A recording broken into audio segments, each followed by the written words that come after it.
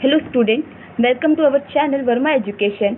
Today we are going to discussion about Jharkhand BSc Nursing question of chemistry. इसमें मैं आपको chemistry के 2024 के क्वेश्चन कराऊंगी PYQ क्वेश्चन, जिसमें PYQ सारे ऐड है। और फटाफट बिना देरी के हम लोग स्टार्ट करते हैं अपना क्वेश्चन। फर्स्ट क्वेश्चन है,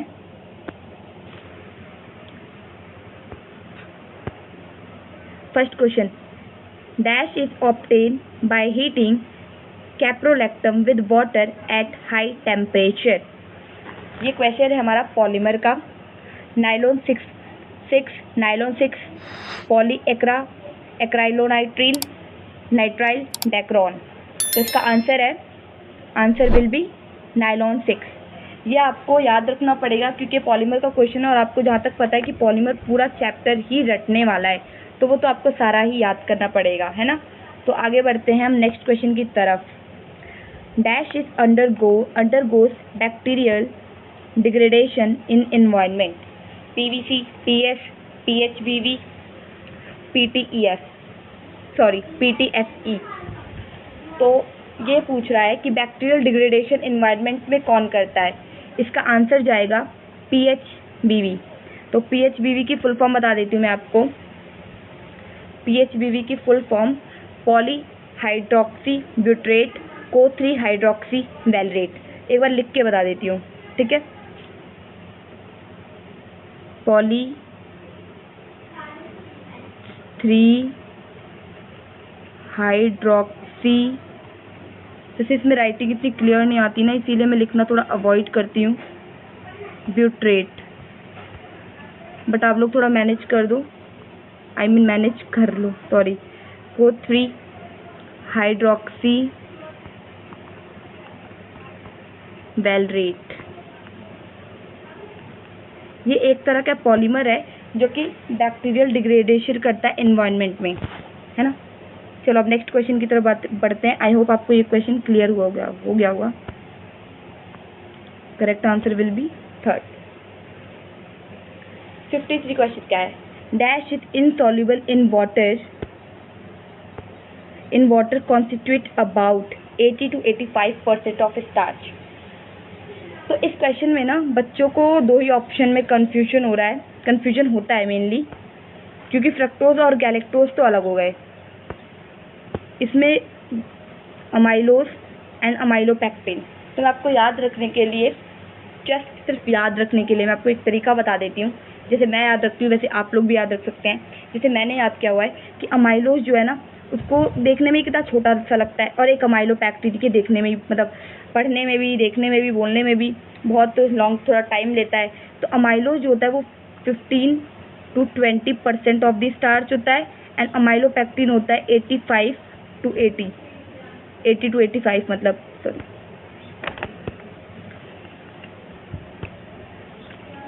80 to 85 होता है अमाइलोपेक्टिन। अमाइलोज होता है 15 to 20। तो इसका करेक्ट आंसर होगा अमाइलोपेक्टिन। चलो 54, dash is water soluble vitamin. तो आपको ना वाटर सॉल्युबल वाइटामिन याद कर लो, फैट सॉल्युबल तो फटाफट याद हो जाएगा। तो वाटर सॉल्युबल वाइटामिन होते हैं हमारे 2, सिर्फ 2। कौन से? Vitamin B and C। ये होते हैं हमारे वाटर सॉल्युबल। और फैट सॉल्युबल बच्चे में डाल दो, A, D, E, K। ये हमारे होते हैं फैट सॉल्युबल। तो इसका आंसर जाएगा विटामिन C। नेक्स्ट देखो 55, dash is synthesis used for preparation of primary amines. तो गैटरमैन, सैंडमेयर, हिंसबर्ग, गैब्रियल। तो सबसे पहले हम गैटरमैन की तरफ देखते हैं। जो गैटरमैन और सैंडमेयर है ना, ये BDC बेंजीनियम डाइएज़ोनियम क्लोराइड, यहाँ पे लगेगा N2C, यहाँ पे स्लाइड लेनी पड़ेगी। देखो गैटरमैन और सैंडमेयर रिएक्शन जो है, benzene BDC N2Cl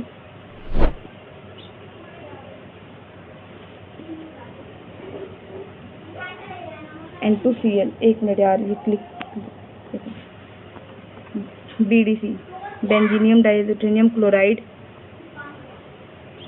N2Cl minus plus, ठीक है। इसमें दिक्कत होती है मेनली, तो इसमें ना सैंडमेयर में आप डाल दो Cu2Cl2 ओवर HCl, तो भी अराइल हैलाइड बनाएगा, ठीक है। और यहाँ पे आप Cu कॉपर ओवर HCl डाल दो तो भी अराइल हैलाइड ही बनाएगा। दैट मीन्स प्रोडक्ट तो सेम है लेकिन रिएक्शन अलग है। तो ये होती है हमारी सैंडमेयर रिएक्शन, सैंडमेयर रिएक्शन, और ये होती है हमारी गेटरमैन रिएक्शन। तो ये अराइल हैलाइड बनाने के लिए यूज़ किया जाता है, गेटरमैन और सैंडमेयर। तो ये तो ऑप्शन नहीं हो सकते, राइट। अब हिंसबर्ग की बात करते हैं। तो हिंसबर्ग जो होता है ना वो प्राइमरी अमीन और सेकेंडरी अमीन दोनों टेस्ट देते हैं, लेकिन जो टर्शियरी अमीन होता है ना वो रिएक्ट नहीं करता। वो किसके साथ, बेंजीन सल्फोनिल क्लोराइड के साथ ये रिएक्ट ही नहीं करता। अब बात रही गैब्रियल थैलामाइड। तो गैब्रियल थैलामाइड जो है वो प्रिपरेशन करता है प्राइमरी अमीन की, लेकिन ये एरोमेटिक प्राइमरी अमीन कभी नहीं बनाता। ये एरोमेटिक प्राइमरी अमीन के साथ रिएक्ट ही नहीं करता, क्योंकि एरोमेटिक रिंग जो होती है ना वो ऑलरेडी स्टेबल होती है, ऐसे बनती है। तो कोई भी नहीं चाहेगा कि स्टेबल से अनस्टेबिलिटी की तरफ जाना, क्योंकि प्राइमरी अमीन जो है तो वो तो एलिफेटिक है, लेकिन जो एरोमेटिक है उसके पास तो ऑलरेडी इतना स्टेबिलिटी है कि वो अनस्टेबल की तरफ तो जाएगा ही नहीं। तो इसीलिए गैब्रियल थैलामाइड जो है ना रिएक्शन, उसमें एरोमेटिक के साथ रिएक्शन नहीं होता, बल्कि एलिफेटिक प्राइमरी अमीन के साथ रिएक्शन होता है। तो correct answer will B 4th। इसके लिए तो स्लाइड ऐड करनी पड़ेगी, मैं आपको इसके लिए ट्रिक बताती हूँ। Bond order in N2CONO+। देखो N2 का पहले हम वैलेंस इलेक्ट्रॉन गिन लेते हैं, 7 + 7, एक मिनट स्लाइड ऐड कर लेती हूँ। N2 7 + 7 14, दूसरा था CO, कार्बन का होता है 6 और ऑक्सीजन का होता है 8, तो ये भी 14 हो गया। एक था हमारा कौन सा, NO+, ये देखो नाइट्रोजन का होता है 7, ऑक्सीजन का होता है 8 और एक इलेक्ट्रॉन, 8 7 15 और एक इलेक्ट्रॉन प्लस कर दो तो ये कितने हो गए, 14 टोटल। तो तीनों का तो सेम ही है इलेक्ट्रॉन, तो बॉन्ड ऑर्डर भी सेम ही आएगा। तो अब देखो इसमें करते क्या है, पहले आप एक स्लाइड ऐड कर दूँ, स्लाइड ऐड कर लेते हैं इसमें। एक ना गिनती लिख लो 8 से 14 तक, 8 9 10 11 12 13 14 15 16 17 18। पेंसिल का कलर चेंज कर लेते हैं, रेड लेते हैं, ठीक है। तो अब 14 में आप बॉन्ड ऑर्डर लिख दो 3, बस आपको इतना याद रखने की ज़रूरत है। अब यहाँ से ना 0.5 कम करते जाओ, एक मिनट दोबारा से लिखते हैं। 8 9 10 11 12 13 14 15 16 17 18 19 20, ठीक है। अब इसका पेंसिल का कलर एक और बार चेंज कर लेते हैं, कौन सा कलर, ये वाला, ठीक है। अब देखो आप एक बार ये याद कर लो, 14 पे 3 लिख लो, बॉन्ड ऑर्डर 3 14 का, बस ये याद रखो, जो कि होता है N2 मॉलिक्यूल, है ना। अब इसे 0.5 से कम करते जाओ, 3 से कम होता है 2.5, फिर कम 2, फिर होता है 1.5, फिर होता है 1, फिर होता है 0.5, फिर होता है 0, ठीक है। अब यहाँ से कम करो, 2.5 2, फिर 1.5 1.5 देन 0। तो देखो जिसका भी बॉन्ड ऑर्डर 0 आ रहा है वो होते हैं DNE, डू नॉट एग्जिस्ट, ठीक है, डू नॉट एग्जिस्ट। और बाकी सबके जितने भी मॉलिक्यूल, जिसमें जितने इलेक्ट्रॉन होंगे, मान लें किसी मॉलिक्यूल में 10 इलेक्ट्रॉन है तो उसका बॉन्ड ऑर्डर होगा 2, किसी मॉलिक्यूल में 16 इलेक्ट्रॉन है तो उसका बॉन्ड ऑर्डर होगा 2। किसी मॉलिक्यूल में मान लो 17 इलेक्ट्रॉन है तो उसका बॉन्ड ऑर्डर होगा 1.5। तो आप इलेक्ट्रॉन गिन लो और ये वाली काउंटिंग लिख लो, फटाफट से करेक्ट आंसर आ जाएगा। आई होप आपको यह आंसर क्लियर हो गया होगा। इसका करेक्ट आंसर 3 होगा।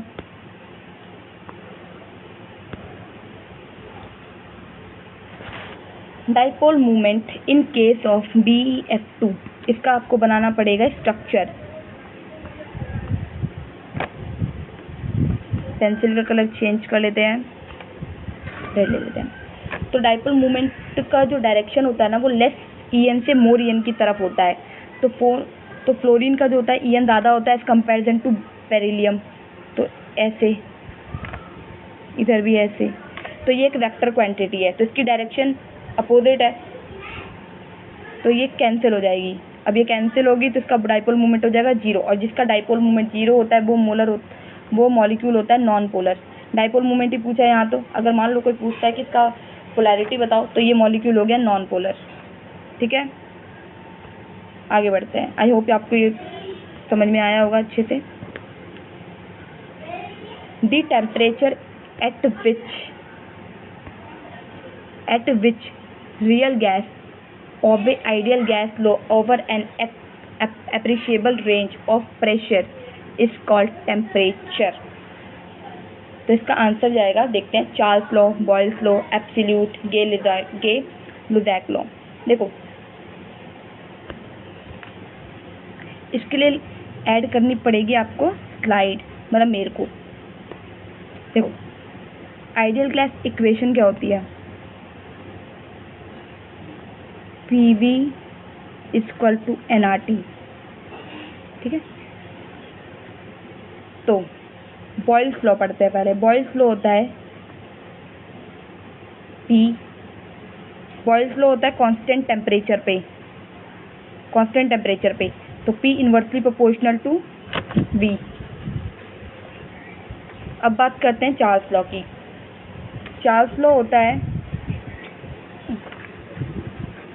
चार्ल्स लॉ में होता है मेनली, एक मिनट, PV equal to nRT, V directly proportional to T constant pressure पे। गे लुजैक लॉ होता है P directly proportional to T constant mass and volume. तो आप देख लो क्वेश्चन में क्या पूछा है। बॉयल्स लॉ में P inversely proportional to V, Charles law में V directly proportional to T, Gay Lussac law में होता है प्रेशर जो होता है वो डायरेक्टली प्रोपोर्शनल टू टेम्परेचर, मतलब जैसे जैसे प्रेशर बढ़ाओगे वैसे वैसे टेम्परेचर बढ़ेगा। अगर यहाँ प्रेशर बढ़ाओगे तो वॉल्यूम घटेगा, अगर यहाँ वॉल्यूम बढ़ा तो टेम्परेचर भी बढ़ेगा। और गे लुजैक लॉ होता है constant mass and constant volume पे। ठीक है, ये आपको याद रखने वाली चीज़ है। तो इसका आंसर जाएगा, हमारे क्वेश्चन का आंसर जाएगा, ये टेम्परेचर की बात कर रहा है कांस्टेंट टेम्परेचर पे, तो आ जाएगा आंसर बॉयल्स लॉ। ये पूछ रहा है हमसे फर्स्ट लॉ ऑफ थर्मोडायनेमिक्स। तो ये होता है, एक मिनट, डेल्टा Q बराबर U plus W, heat, internal energy and work. Correct answer will B third. आगे बढ़ते हैं। Delta G is negative that day reaction. देखो डेल्टा G अगर नेगेटिव है तो वो स्पॉन्टेनियस का साइन है, अगर डेल्टा G पॉजिटिव है तो वो नॉन स्पॉन्टेनियस का साइन है, अगर डेल्टा G 0 है तो वो इक्विलिब्रियम का साइन है, और डज नॉट अकर जैसा तो कोई ऑप्शन नहीं है। राइट, अब देखो अगर डेल्टा G नेगेटिव है तो स्पॉन्टेनियस तो है, तो स्पॉन्टेनियस के साथ साथ इसका डेल्टा E जो होगा ना वो अपोजिट साइन का होगा, positive.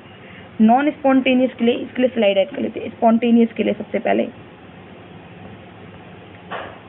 Delta G negative, delta E positive. Non spontaneous के लिए delta G positive, delta E negative, और इक्विलिब्रियम के लिए डेल्टा G 0। तो मैंने आपको बता दिया, इसका आंसर जाएगा स्पॉन्टेनियस रिएक्शन। ये क्वेश्चन वैसे बहुत इंपॉर्टेंट है, देख लेना आप। ठीक है, dash does not react with cold water. Cold water के साथ कौन रिएक्ट नहीं करता? Calcium, potassium, magnesium, sodium. बताओ आंसर। ये आपको रटा हुआ आना चाहिए, मैग्नीशियम। इसका करेक्ट आंसर जाएगा मैग्नीशियम। ये रट्टे वाली चीज़ है, पी ब्लॉक का है, ठीक है भाई। ये तो बहुत बेसिक क्वेश्चन है, ये सही हो ही जाना चाहिए, सबसे सही हो जाना चाहिए because hydrogen gas is not evolve when a metal react with metal. हाँ, तो हम सोडियम ले लेते हैं एग्जाम्पल के लिए, ठीक है। अगर सोडियम, एक मिनट, पेन तो ले नहीं, सोडियम को HCl के साथ रिएक्ट कराएंगे, NaCl प्लस हाइड्रोजन निकल आएगा। अगर सोडियम को, एक और वो था ना, क्या था क्वेश्चन, सल्फ्यूरिक एसिड, H2SO4 के साथ रिएक्ट कराएंगे तो Na2SO4 आएगा प्लस हाइड्रोजन गैस निकल जाएगी। उन दोनों रिएक्शन में तो हाइड्रोजन गैस निकल गई, नाइट्रिक एसिड में नहीं निकलेगी। तो यही है option, all of the above तो हो नहीं सकता, ऑल ऑफ द अबव तो हो नहीं सकता। Clear option. तो इसका आंसर जाएगा थर्ड, नाइट्रिक एसिड। कहाँ गया, सॉरी नाइट्रिक एसिड। 63 क्वेश्चन पे हैं हम। Does not react with dilute HCl। Does not react, कौन सा इसमें से रिएक्ट नहीं करेगा डाइल्यूट HCl के साथ? बताओ। Copper, magnesium, zinc, aluminium. Correct answer बताओ। मैग्नीशियम भी नहीं होता, जिंक भी नहीं, एल्यूमिनियम भी नहीं, आंसर जाएगा कॉपर। ये आपको रटा हुआ होना चाहिए बिल्कुल, ये चीज़ें तो याद करने वाली है ना। is a highly corrosive fuming liquid. It is one of the few reagents that is able to dissolve gold and platinum. Gold and platinum को डिजोल्व करने में कौन हेल्पफुल है? ये पूरी NCERT की लाइन है। इसका आंसर है सल्फ्यूरिक एसिड तो बिल्कुल भी नहीं, एक्वारेरिया यस, फॉस्फोरिक भी नहीं, नाइट्रस भी नहीं, एक्वारेरिया इसका आंसर। ये NCERT की पूरी लाइन है, आप वहाँ से पढ़ लेना, ठीक है, क्योंकि इसमें एक्सप्लेन क्या ही करेंगे। ये मेटलर्जी का क्वेश्चन है। That is an ore of mercury. Bauxite बिल्कुल भी नहीं, हेमेटाइट बिल्कुल भी नहीं, कैनाबर, डोलोमाइट, डोलोमाइट तो बिल्कुल भी नहीं। Option will be cinnabar, cinnabar sorry.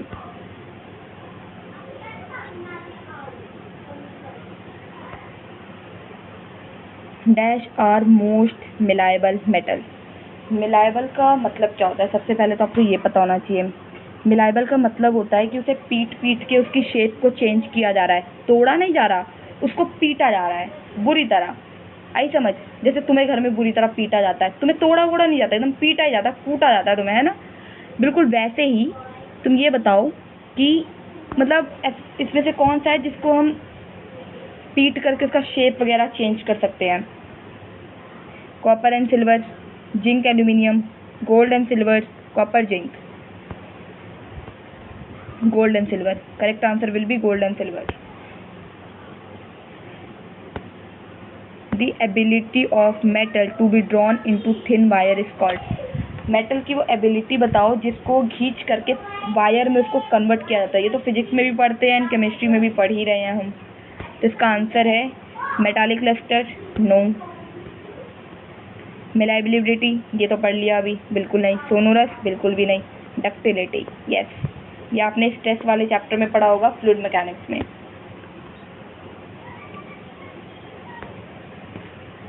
Non metal are either solid or gas except which is a liquid. जो बच्चे एकदम फास्ट में आंसर करेंगे वो इसका आंसर मरकरी करेंगे, मैं बिल्कुल श्योर हूँ बस। लेकिन इसका आंसर मरकरी नहीं होगा क्योंकि मरकरी तो मेटल है और क्वेश्चन ने तो नॉन मेटल पूछा है, तो इसका आंसर जाएगा ब्रोमीन, ठीक है। ये सारे याद कर लेना, क्लोरीन, ब्रोमीन, आयोडीन, मरकरी क्या क्या है सारे याद कर लेना, पूछा जाता है। Next question,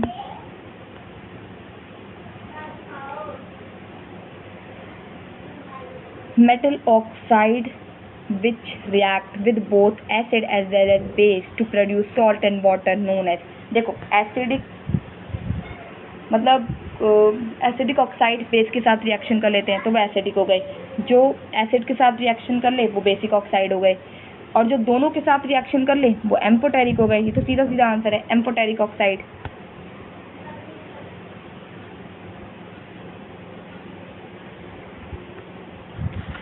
dash is the process of forming a thick oxide layer of aluminium.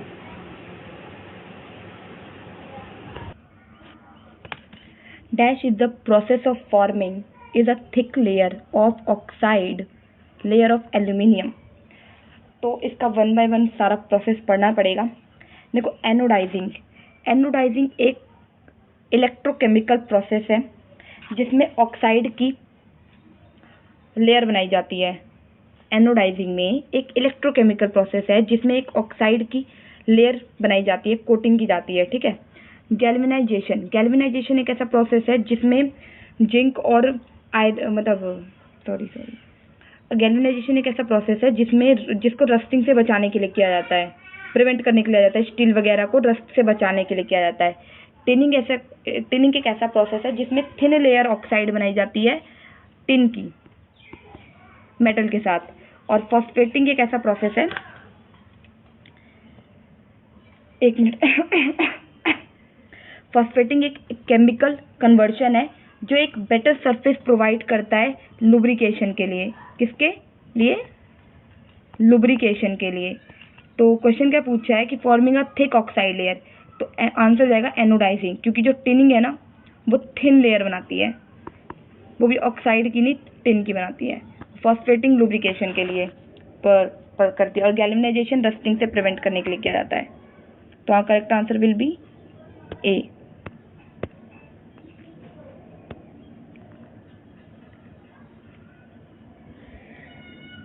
Two solution having same osmotic pressure at a given temperature are called solution।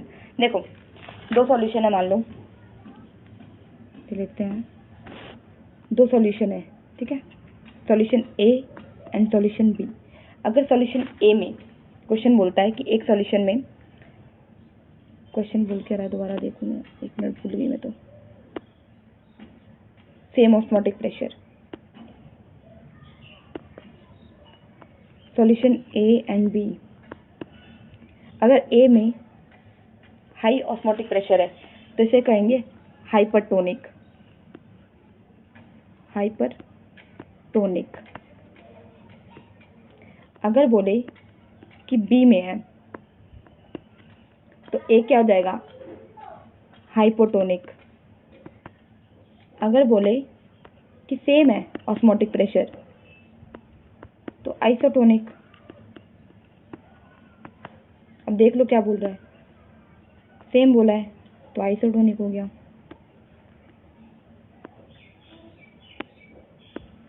Isotonic हो गया answer correct. Molecule of ethanoic acid dimerise in benzene due to covalent bonding, hydrogen bonding, ionic bonding, van der Waals interaction. बताओ।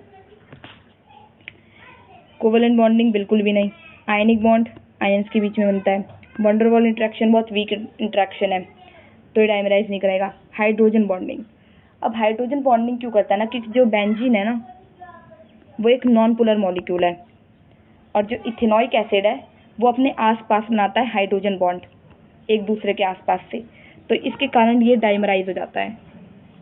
Non polar, ये तो non polar molecule है और ये polar है, तो इसके कारण ये डाइमराइज हो जाता है, उसके आसपास हाइड्रोजन बॉन्डिंग हो रही होती है, तो hydrogen bonding. Drugs that bind to receptor site and inhibit its natural function। Natural function को इनहिबिट करते हैं जो ड्रग्स रिसेप्टर के साथ बाइंड करके, उन्हें हम क्या कहते हैं? कॉम्पिटिटिव इनहिबिटर तो होता है जो एक दूसरे के प्रोसेस को इनहिबिट करते हैं, लेकिन इसका आंसर जाएगा एगोनिस्टिक तो बिल्कुल भी नहीं, मैसेंजर तो बिल्कुल भी नहीं, क्योंकि ऐसा कुछ मैसेंजर तो जो मैसेज को एक से आगे ट्रांसफ़र करते हैं, एगोनिस्टिक तो ऐसा कुछ होता भी नहीं है। हाँ एंटागोनिस्टिक एक तो अपोजिट साइड काम करते हैं, और दूसरा ये कि ये नेचुरल फंक्शन को इनहिबिट भी करते हैं। Dash is potent vasodilator, potent vasodilator का नाम बताओ। Codeine, cimetidine, serotonin, histamine? Correct answer will be histamine. ये हमारा लास्ट क्वेश्चन। फटाफट हम लोग बहुत जल्दी ही पहुंच गए लास्ट क्वेश्चन पे। The addition dash to butter increase its self life from month to year. इसलिए हम क्या ऐड करें कि बटर की लाइफ खुद बढ़ जाए मंथ से लेके ईयर तक? BHA, sodium bicarbonate, sodium benzoate, none of the above? बताओ। Correct answer will be BHA। BHA की फुल फॉर्म होती है, लिख दूं यहाँ पे, थोड़ा नाम बड़ा है, ब्यूटाइलेटेड हाइड्रोक्सी एनिसोल। ये बटर की सेल्फ लाइफ बढ़ाने में मदद करता है और ये एक एंटीऑक्सीडेंट है जो कि क्या करता है, बटर की शेल्फ लाइफ बढ़ाता है। तो कोई भी पूछ सकता है कि BHA क्या है, तो एंटीऑक्सीडेंट है और बटर की शेल्फ लाइफ कौन बढ़ाता है? BHA। ठीक है, तो हमारा हो गया सारा क्वेश्चन खत्म और सारे क्वेश्चन हमने 1 बाय 1 डिस्कस कर लिए हैं। और नेक्स्ट वीडियो आपको किस पे चाहिए आप कमेंट में शेयर करें, मैं पक्का कमेंट चेक करती हूँ। तो आप प्लीज़ मेरे को वही मोटिवेशन ही है, मेरा मोटिवेशन ही वही है, तो प्लीज़ आप लोग कमेंट करें ताकि मुझे और मोटिवेशन आए और मैं और वीडियो बनाऊँ, है ना। तो चलो, जब तक के लिए bye bye, thanks for watching.